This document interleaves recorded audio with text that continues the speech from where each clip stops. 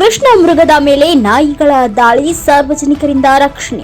ಚಳ್ಳಕೆರೆ ತಾಲೂಕಿನ ಗೋಪನಹಳ್ಳಿ ಗ್ರಾಮದಲ್ಲಿ ಒಂಟಿಯಾಗಿ ಸಿಕ್ಕ ಕೃಷ್ಣ ಮೃಗದ ಮೇಲೆ ನಾಯಿಗಳು ದಾಳಿ ನಡೆಸಿದ್ದು, ಇದನ್ನ ಕಂಡ ಸ್ಥಳೀಯರು ನಾಯಿಗಳನ್ನ ಓಡಿಸಿ ಕೃಷ್ಣ ಮೃಗವನ್ನು ರಕ್ಷಣೆ ಮಾಡಿದ್ದಾರೆ.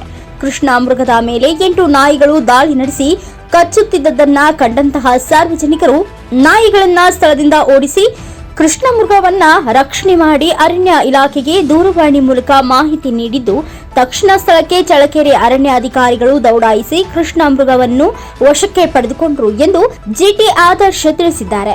ಗೋಪನಹಳ್ಳಿ ಗ್ರಾಮದಲ್ಲಿ ಗಂಡು ಕೃಷ್ಣ ಮೃಗದ ಮೇಲೆ ನಾಯಿಗಳು ದಾಳಿ ನಡೆಸಿದ್ದು, ಕೃಷ್ಣ ಮೃಗಕ್ಕೆ ಸಣ್ಣ ಪುಟ್ಟ ಗಾಯಗಳಾಗಿವೆ. ಇದರಿಂದ ಕೃಷ್ಣ ಮೃಗಕ್ಕೆ ಪ್ರಥಮ ಚಿಕಿತ್ಸೆ ಕೊಡಿಸಿ ಸುರಕ್ಷಿತವಾದ ಅರಣ್ಯಕ್ಕೆ ಬಿಟ್ಟರು.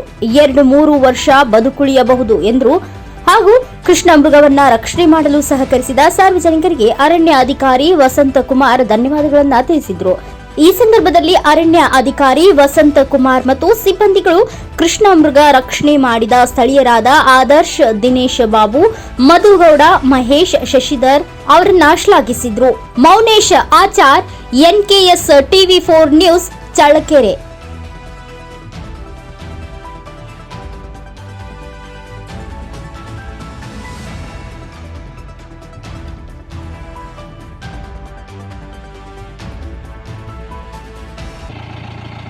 ಇವತ್ತೇನು ಗೋಪನಹಳ್ಳಿ ಗ್ರಾಮಸ್ಥರಿಂದ ಒಂದು ಮಾಹಿತಿ ಬಂತು. ಏನಂದರೆ ಕೃಷ್ಣ ಮೃಗ, ಅದು ಗಂಡು ಕೃಷ್ಣ ಮೃಗ, ಅದು ಅಪ್ರಾಕ್ಸಿಮೇಟ್ ಒಂದು 2 ವರ್ಷ ಇರುತ್ತೆ. ಅದನ್ನು ನಾಯಿಗಳು ಅಟ್ಯಾಕ್ ಮಾಡ್ಕೊಂಡು ಬಂದ್ಬಿಟ್ಟು ಸೊ ಅದು ಗಾಬರಿ ಆಗಿಬಿಟ್ಟು ಊರ ಕಡೆ ಬಂದಿದೆ. ಹಂಗಾಗಿ ಚೂರು ಗಾಯ ಆಗಿದೆ. ಅದು ಗಾಯ ಆಗಿರೋದನ್ನು ನಾವು ಈಗ ಸಾಧ್ಯ ಆದ ಮೆಡಿಕಲ್ ಟ್ರೀಟ್ಮೆಂಟ್ ಮಾಡಿಸಿ ನಾವು ಇನ್ನೂ ಬೇರೆ ಸುರಕ್ಷಿತವಾದ ಒಂದು ಫಾರೆಸ್ಟಲ್ಲಿ ನಾವು ಅದನ್ನು ಬಿಟ್ಟು ಸಂರಕ್ಷಣೆ ಮಾಡೋದಕ್ಕೋಸ್ಕರ ನಾವು ಇವತ್ತು ಪಬ್ಲಿಕ್ ನಮ್ಗೆ ತುಂಬ ಹೆಲ್ಪ್ ಮಾಡಿದ್ದಾರೆ. ಅವ್ರಿಗೆ ತುಂಬ ಧನ್ಯವಾದಗಳು.